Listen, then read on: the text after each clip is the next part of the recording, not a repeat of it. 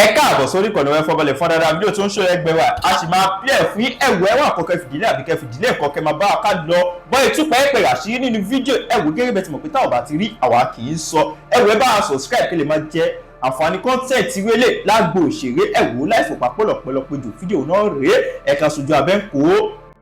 ìyẹn tàgbé Sunday owó ni ọ̀wẹ́ ẹ̀ wá o owó àti political power ó gbowó lọ́wọ́ eléyìí ó gbowó lọ́wọ́ eléyìí kò dẹ̀ sẹ́ni tí ò lè pa tó bá rówó. ọkọ̀ farm report àwọn kan jà sọ pé wọ́n ló lọ́wọ́ wà náà tó pa Bọ́lá Ìgè mi kò dá mi lójú ṣùgbọ́n wọ́n sọ lẹ́nu gẹ́mẹ̀ta pé ó wà náà tó pa Bọ́lá Ìgè náà àti fàáyò. adógbọ́rọ̀ tí Mufty sọ ẹ̀já kọ́kọ́ ka ọ̀rọ̀ tó jáde lọ́dọ̀ Mufty náà ṣùgbọ́n ẹ bá mi pín ẹ jẹ́ kó káwọn èèyàn díẹ̀ wọlé sí i ká má fọ̀rọ̀ ṣòfò kọ́rọ̀ wọ́n mọ́ dàbí ẹni tí ń jó àsán kan ìlú àbí akọrin ìlélégbè tí ò yàtọ̀ sí ẹni tí ń jó àsán kan ìlú nẹ́tíwọ̀kì yẹn ni òjò tó sì rọ̀ lọ́fàá mo kí ẹ̀yin èèyàn mi tó wọlé lórí Facebook mi ò ní wáyé tì bànújẹ́ ò ní kàn yín ẹjá fẹlẹ́ ìṣèfàjẹ́ bandits cannot speak for Islam or call for Sharia látàfin Mufty ló ti jáde because ròyìn tá a gbọ́ lọ́dọ̀ ìjọba ìpínlẹ̀ Ọ̀yọ́ tàbí ròyìn tá a gbọ́ ò ní wípé àwọn aráabí nínú tí wọ́n fẹ́ fi àwọn ọmọ yìí sílẹ̀ ọ̀rọ̀ Sharia ń bẹ bí wọ́n ní ká fọwọ́ sí òfin Sharia wọ́n làwọn tó fi wọ́n lẹ̀ àwọn tí ń bẹ́nu àhámọ́ sọ wípé kò sí ń tọ́jọ́ pé wọn ò fìgbà kankan béèrè bẹ́ẹ̀ tọ́ra àwọn táwọn wà lọ́dọ̀ wọn gan wọn ò fi tìpá tìkúkù má wọn kírun tàbí káwọn yí padà sí mùsùlùmí. One, it is both surprising and misleading to hear claims that bandits and criminals are demanding Sharia. Individuals who engage in kidnapping, banditry, murder, and other criminal activities are acting in direct violation of the teachings of Islam and the principles of Sharia. Sharia is a constitutional right of Muslims, and every Muslim has the right to practice and seek its application within the framework of the law. However, its implementation must follow lawful, established, and legitimate procedure. Well, why then do some people persist in linking criminal acts to Islam? Are we expected to believe that those who openly disregard Islamic teachings are sincerely advocating for the very laws and values they violate on a daily basis?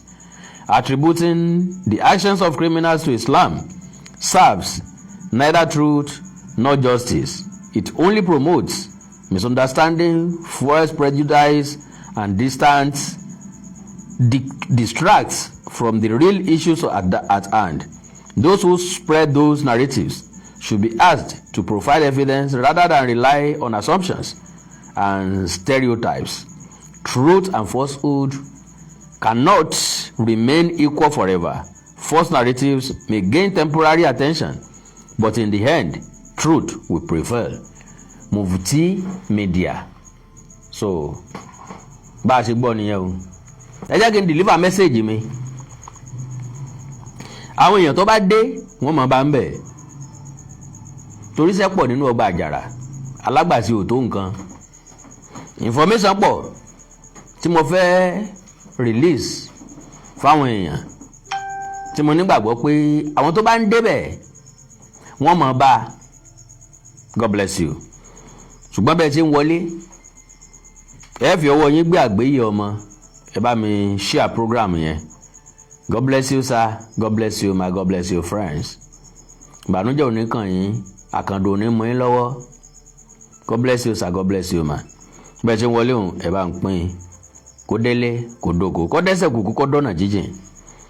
Lo and behold, lọ́pọ̀lọpọ̀ gbà reaction Mufty ìsọwọ́sọ̀rọ̀ rẹ̀ ìkórìíra tó ní sẹ́sìn míì àti akatakítí ẹ̀sìn rẹ̀ kò jẹ́ ká ní lọ́kàn pé ọgbọ́n máa ń yanú aṣiwèrè náà. Gbogbo ọ̀rọ̀ tí Mufty sọ níbí ló correct. So Kennedy ọ̀pọ̀lọpọ̀ tí Mufty sọ làwa yìí náà ti sọ sẹ́yìn. Ó túmọ̀ sí pé kì í sí pa kàn ń wí kátikàti tàbí ń tó bá wa lẹ́nu. À ń sọ reality àti bí nǹkan ṣe ń lọ àti tí ó ṣẹlẹ̀. Now ẹ gbọ́rọ̀ Mufty. ṣe ra àwọn ọ̀daràn tí ń ṣe fẹ́ẹ́ ṣe fact ní kẹ́ ẹ gbọ́ dáadáa kí DSS gò sì máa gbọ́. Fact ní kẹ́ ẹ gbọ́ dáadáa kí DSS gan ó sì máa gbọ́.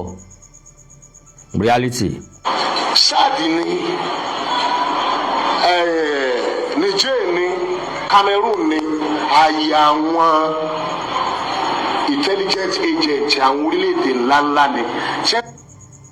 ṣé ń gbọ́rọ̀ Chad o Niger Cameroon ààyè àwọn intelligence agent àwọn orílẹ̀-èdè ńláńlá ni. ṣé gbàgbé ibi tá a sọ pé àwọn onísùmọ̀mí yìí ti wọlé lélẹ́yìí Chad Niger Cameroon Mali àti bẹ́ẹ̀ bẹ́ẹ̀ lọ ńbẹ ni wọ́n ti lọ háyà wọn wá. Àwọn olóṣèlú lọ gbé àwọn ẹni ẹlẹ́ni wá jẹ́jẹ́ wọn wọ́n jókòó. Lóòótọ́ làwọn èèyàn kan ń tírèèni wọn.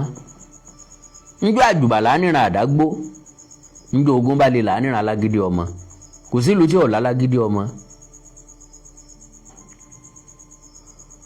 Torí ajá òde ńlá ìṣe kan ajá àléléyìn.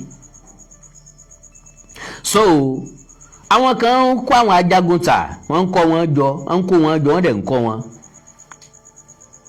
Kò sí ìlú tí ó yẹ kó lájagun tà, kò dẹ̀ sí ìlú tó yẹ kó lájagun tà.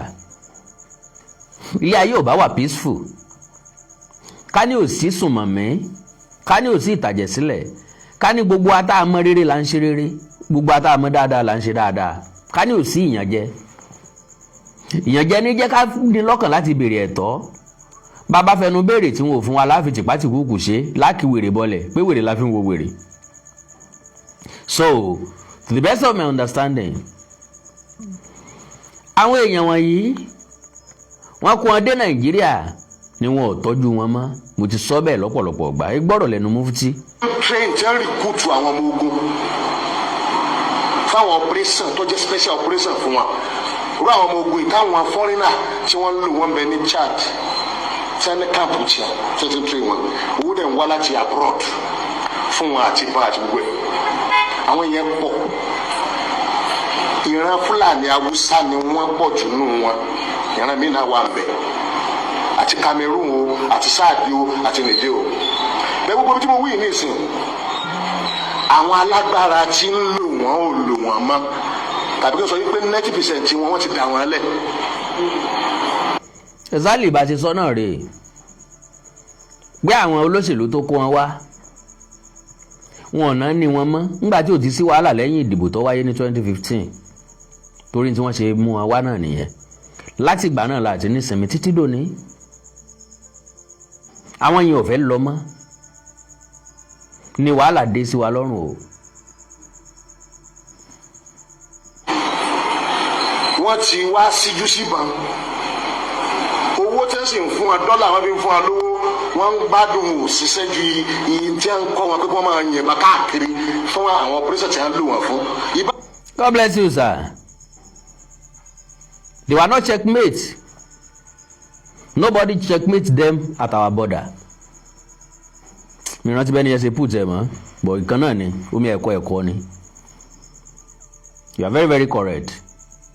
Ó wà nú àlàyé mi pé ńgbà tí border wa wà too opened náà ló fún láǹfààní láti wọlé anyhow. Ńbo la káwọn custom wá sí ṣàṣà ní custom tó fẹ́ iṣẹ́ lókè ọya torí wọn ò ní rówó ń bẹ̀. Àwọn custom tó dẹ̀ iṣẹ́ láwọn border sí bí wọn ò bá gbà kí wọ́n gbé àwọn nǹkan ìjà olóró wọlé wọn ò ní rówó. Gbogbo ilé ayé wa orí owó ló dúró lé lórí. Lo and behold, if you have your money, ó gbé anything kọjá wọlé sí Nàìjíríà tàbí jáde kúrò ní Nàìjíríà. If you have your money and know your ways. Because lọ́pọ̀ ọgbà òròjú máa ń ṣe àwọn agbófinró wa, àwọn aṣọ́bodè wa. Tẹ́rù bá ti pọ̀jù wọn ò lè ṣẹ́ẹ̀kẹ́. Ẹ imagine kẹ́ ẹ kó ìbọn tàbí ọta ìbọn kó jẹ́ ìlàjì 911 ọkọ̀ 911 yẹn kẹ́ wá kó gàrí lé lórí. Àwọn aṣọ́bodè ò lè sọ gbogbo gàrí yẹn kalẹ̀ kan wò sàlẹ̀ ẹ̀. Ọlọ́pàá ò lè ṣe, sọ́jà kankan ò lè dúró oró ẹ̀. Torí pé ọ̀pọ̀lọpọ̀ mọ́tò ló fẹ́ kọjá tí wọ́n fẹ́ gba ẹ̀gúnjẹ lọ́wọ́ wọn. So ńgbà tó sì jẹ́ wípé bọ́dà tiwa àwọn ológun tiwa wọn ò ní àwọn nǹkan ìgbàlódé tó lè dictate tí wọ́n kàn gbé kọjá lára mọ́tò tí ó dẹ̀ dún pé nǹkan kan bẹ́ẹ̀ ń bí o, nǹkan kan bẹ́ẹ̀ ń bí o, nǹkan kan bẹ́ẹ̀ ń bí o. Bẹ́ẹ̀ bá fẹ́ wọ airport wọ́n fi nǹkan yẹ̀yìn lára wò ṣé ẹ gbé nǹkan kan sára. Kí ló dé tí gbogbo orú nǹkan báyìí ò lè wà ní bọ́dà wa? ń gbọ́ pé tó fẹ́ wọlé tàbí tó fẹ́ jáde náà là ń yẹ̀wò ní airport. Kí ló dé tá a lè yẹ ní tó fẹ́ wọlé àti tó fẹ́ jáde wò ní bọ́dà wa? Láyé ìgbà kan tí wọ́n máa ń kó mọ́tò tòkunbọ̀ wọlé ní dìrókò, ẹni tó fẹ́ kó mọ́tò, for example ẹni tó fẹ́ kó mọ́tò 30, 40, 50 tó fẹ́ kó wọlé lẹ́ẹ̀kan ṣoṣo, ẹ ti kọ́kọ́ páàkì gbogbo ẹjọ́ sí gọ̀lọ̀ ìyẹn níbodè Kútọ́nù. Ẹ wá sí bọ́dà, ẹ lọ rí àwọn custom, ẹ lọ rí ọ̀gá wọn, ẹ sọ yọ ọkọ̀ tẹ́ fẹ́ kó kọjá, wọ́n sì gbowó lórí ẹ̀. Àwọn ọkọ̀ yẹn ń gbà yẹn wò kì í ṣe duty ẹ̀, wọ́n ń ṣe duty ẹ̀. Irú mọ́tò bẹ́ẹ̀ làwọn custom tó máa ń padà gbà láàrin ìgboro ńgbà míì tàbí náà máa lé káàkiri. Ṣùgbọ́n ní ìsìn tó yẹ pé Èkó ni mọ́tò ń gbà wọlé, kò sí mọ́tò tí ó gbé kó wọlé tí ò ní ṣe duty. Ní làwọn custom òfin iṣẹ́ ṣe dàbí aláràmọ́ ní tí wọ́n ń jẹ́ ń Kútọ́nù nù. Kò sí custom tó wà ń Kútọ́nù ńgbà náà, kò sí custom tó wà nídìí ìrókò bọ́dà tí ọ̀yọkùn. Mo bá kan gbélé nínú wọn torí èmi náà gbé sáìdì ibẹ̀ ń rí. Ó nìkan ni wọ́n ń tan jẹrẹ́tọ̀ nù ilé wa. Ó nìkan ni o, ọmọ Haúsá sì ni. Yóò tan jẹrẹ́tọ̀ látàárọ̀ dálẹ́ ni tí ó bá ti lọ bí iṣẹ́. Òun ló jẹ́ kó yé wa wípé ó yí fọwọ́ kan sálárì òun. So ibẹ̀ yẹn kọ́ là ń lọ. Ibi tá à ń lọ ni wípé kò sí àbójútó tó dáa láwọn ẹnu olóró wa. Ṣé Bọ́lá Ahmed Tinubu ò rí nǹkan kan ṣe sílẹ̀ rí? Báwọn ìjọba tó ti wá sẹ́yìn ò bá rí nǹkan kan ṣe sí. Tẹ́ ẹ bá gbàgbé nígbà tí wọ́n ti bọ́dà ní South West, wọ́n ṣí bọ́dà Òkè Ọya lẹ̀.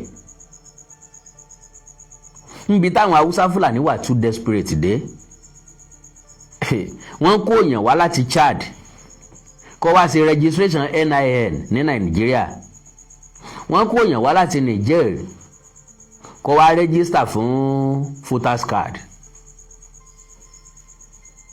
Nígbà tí ẹnu bodè ti wá tí ò sí ilẹ̀kùn bẹ̀ gbàyà olóṣì sílẹ̀. Nígbà tí ráìsì wọn ní gbogbo South ń gbé, wọ́n ń gbé ráìsì wọlé ní North ní Chad, border Chad àbí nǹkan kan, wọ́n ra ráìsì wọlé ń bẹ̀, wọ́n ń gbé nǹkan jáde ń bẹ̀. Odidi ààrẹ orílẹ̀-èdè yìí kò ṣe rélùwé sáàrin ìgboro Nàìjíríà o, ó ṣe rélùwé láti Nàìjíríà dé Niger. Ibi tá a bára wa nìyẹn pàápàá pàjáre. ń bẹ lọ́wọ́ wọn ọ̀gbà kó lọ́wọ́ wọn oríṣi wẹ́pọ̀. Ó ní ìbọn ń bẹ lọ́wọ́ wọn ńgbà tí wọ́n kó wọn wá tán, ìbọn ń bẹ lọ́wọ́ wọn ọ̀gbà kó lọ́wọ́ wọn ńgbà tí wọ́n ṣiṣẹ́ tán, wọ́n àti ẹ̀wà àríṣẹ́ òun ṣe. Olóríṣiríṣi nǹkan ìjà olóró ló wà lọ́wọ́ wọn, wọn ò gbà kó lọ́wọ́ wọn padà. ń bẹ lọ́wọ́ wọn ọ̀gbà kó lọ́wọ́ láti ń lò wọ́n ẹjẹ́ ìfẹ́ lápẹ̀jùwe Niger lé France kó ń bẹ̀ wọ́n France láwọn àti ẹ̀tọ́ train Niger wọ́n ti lé France kúrò lọ́dọ̀ wọn páwọn ò fẹ́ France mọ́. According to him, France dẹ̀ láwọn tó ti train kalẹ̀ fáwọn nǹkan yẹn. Ṣé France yóò kó àwọn yẹn dání lọ sílùú wọn padà ni? Tí wọ́n bá wá kó wọn lọ padà, ibo làwọn èèyàn yẹn wà? Iṣẹ́ ìwo ni wọ́n mojú ẹ̀ tí wọ́n mọ̀ ṣe sí àgbẹ̀ ni àbókò ríro àbójà títà. Ẹni tí ọkọ̀ sí okòòwò tó jẹ́ pé òun ọ̀mọ̀jú kọ́ mọ bábọn sùn kọ́ mọ bábọn jí lọ, yọkàn máa yẹ̀bẹ̀ ẹ̀wò lójoojúmọ́, yọkàn tó máa gbé kabẹ̀ no now. Àdá tá a bá lò yóò di pẹ̀tà ni, ọkọ́ tá a lò yóò mú pẹ̀tà ni, síbi tá a fi jẹun yóò mú pẹ̀tà ni, àrò tá a dáná bẹ̀ yóò tutù ni. Àbí kílẹ̀ pé mo wí? So kò sẹ́ni tí ó fẹ́ kí nǹkan owó gbélẹ̀ làwọn eléyìí fún wa wò pé irinṣẹ́ ní ń bẹ lọ́wọ́ àwọn, irinṣẹ́ ńlá ni àwọn ò gbọ́dọ̀ gbé jókòó dandan ní káwọn ò fi ṣiṣẹ́. àlẹ́ ìlú gbogbo African country tí wọ́n lé àwọn pípù yìí wọ́n làwọn ò fẹ́ fọ́rínà mọ́, gbogbo ibi tí wọ́n ti ní wọn ò fẹ́ fọ́rínà mọ́, àbí kí fọ́rínà bá wulẹ̀ wà country àwọn bíi Nàìjíríà ò ní ìdí fọ́rínà. Láyé Yar'Adua àwọn try láti wá ní military base ń bí ìjọba wa ọgbà house wa ọgbà gọ́ọ̀mẹ̀ntì ọgbà gbogbo àwọn orílẹ̀-èdè báyìí náà ti máa lòrú àwọn wọn pé ẹ lọ́ọ́ máa dà wọ́n láàmú kí wọ́n lè máa wárán lọ́wọ́ àwọn orílẹ̀-èdè ayé. Ǹjẹ́ mọ̀ pé reality ni máa yìí sọ?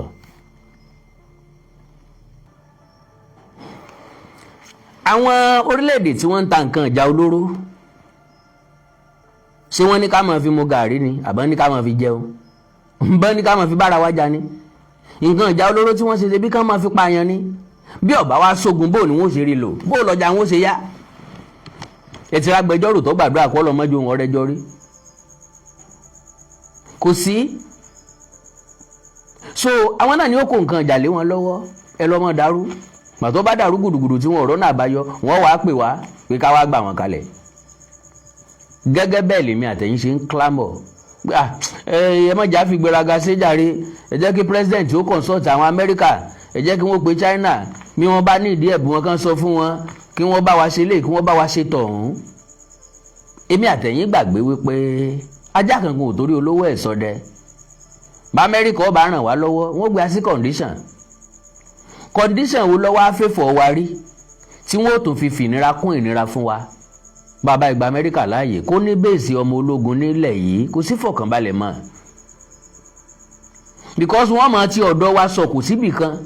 Àwọn tó ń bá sọ̀kù tó ń bá tọ̀dọ̀ wa sọ̀kù sí, àwọn náà ò ní í ṣe láì mọ́ sọ̀kù sọ́dọ̀ wa padà. Amẹ́ríkà àti Israel ló kó wàhálà tí wọ́n bá Qatar, ni wọ́n kó bá Saudi Arabia, ni wọ́n kó bá Dubai. Ńgbà tí wọ́n sọ̀kù sí Iran dẹ̀ wò pé bá pa ò bá kàtì apá mọ́ kásẹ̀ pẹ́. Gbogbo bíi Amẹ́ríkà ní military base sí wọ́n gbàdo olóró bẹ́ẹ̀. Ẹ̀yin náà fi ìlera lè rálẹ̀ yìí. Iran ò tóbi ṣùgbọ́n Iran jẹ́ ìlú tó lágbára. Agbára kí ni Nàìjíríà ní? Ṣé ẹ wo ogun Iran, ẹ wo ogun Amẹ́ríkà, ẹ wo ogun Israel? Ẹ ti rí bàálù tí máa ń su àdó olóró tí ọkàn máa yàgbé àdó olóró kalẹ̀ báyìí, wọ́n kàn máa lọ náà ní oyè ọkàn máa yàgbé àdó olóró ibi igbó tí kọ̀ọ̀kan bá bà ayé wọn ti ta.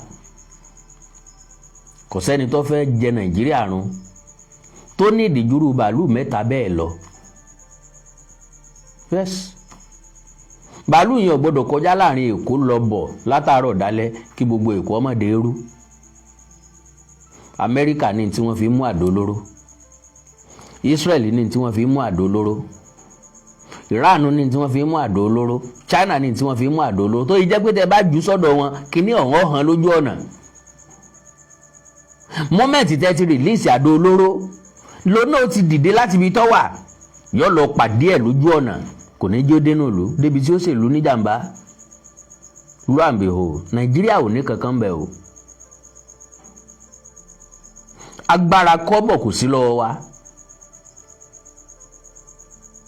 Ẹ̀rí gbà tán ra jẹ́ẹ̀tì mẹ́rin àbí márùn-ún, fighter jẹ́ẹ̀tì mẹ́rin àbí márùn-ún, ṣe kọ́lẹ̀ ń ṣàjọyọ̀.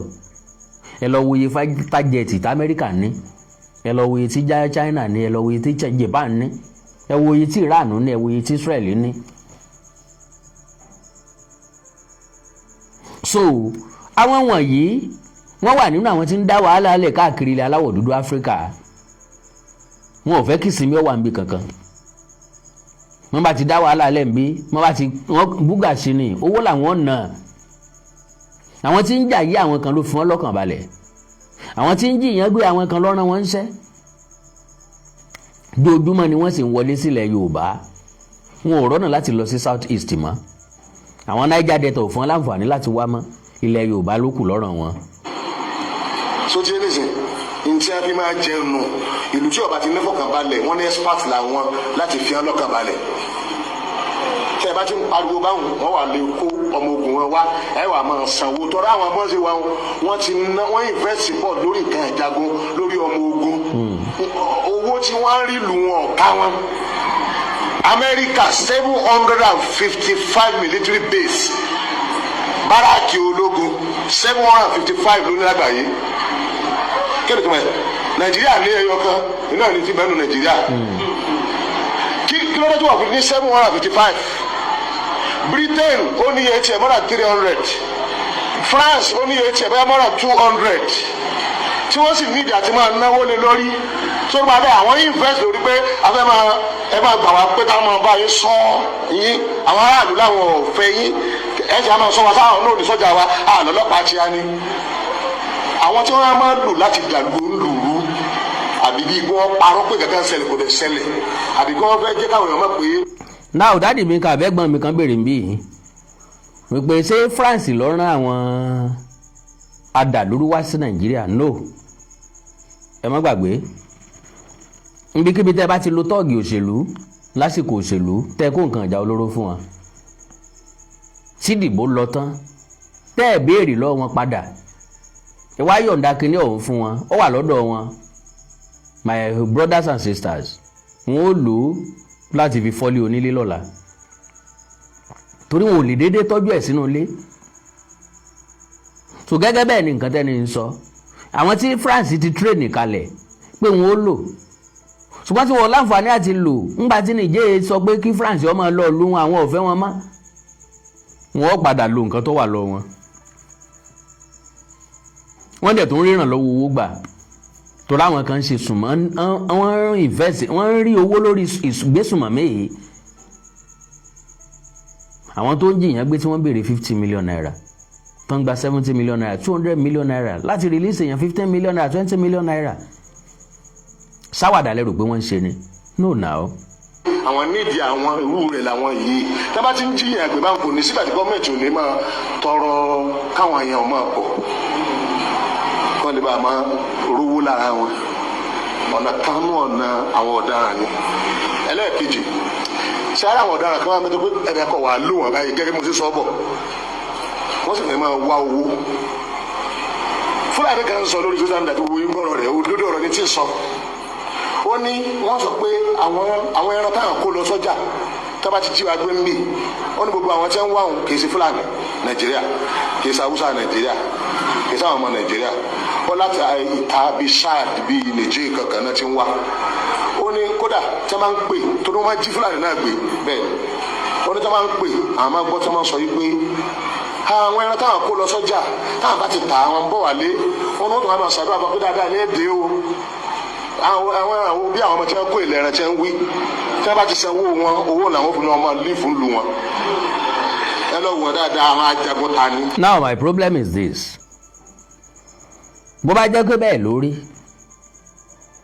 tí wọ́n wá sọ ìlú orílẹ̀-èdè Nàìjíríà bí South West di odò àjẹǹjẹ tún jẹ bí táwọn ti máa kúndùn bí táwọn ti máa dá wàhálà lẹ̀ táwọn máa gbowó táwọn máa lọ ṣé Nàìjíríà náà ló open tó bẹ́ẹ̀ bàbá open sáà lè close ni sáà lè panu wa dé ni sáà lè pa bọ́dà wa dé ni sáà lè tún lù wá ṣe ni sí ò sí solution rárá ni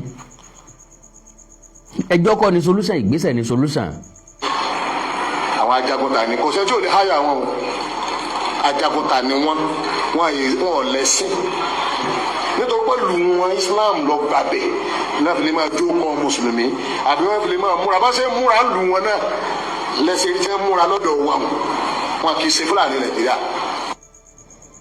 So solution ò ní pé àwa fúnra lára wa ńlá àgbàrá wálẹ̀ lọ́hùn àkàndá ọ̀rọ̀ Awíkonko mo ti wí tẹ́lẹ̀ pé n ò ní lo àmì fàágùn fún n ò sì ní pẹ́ pẹ̀lú ògo Ọlọ́run point ń bẹ nínú ọ̀rọ̀ tí Mufty sọ ni mo ní kí n jẹ́ kẹ́ wá gbọ́.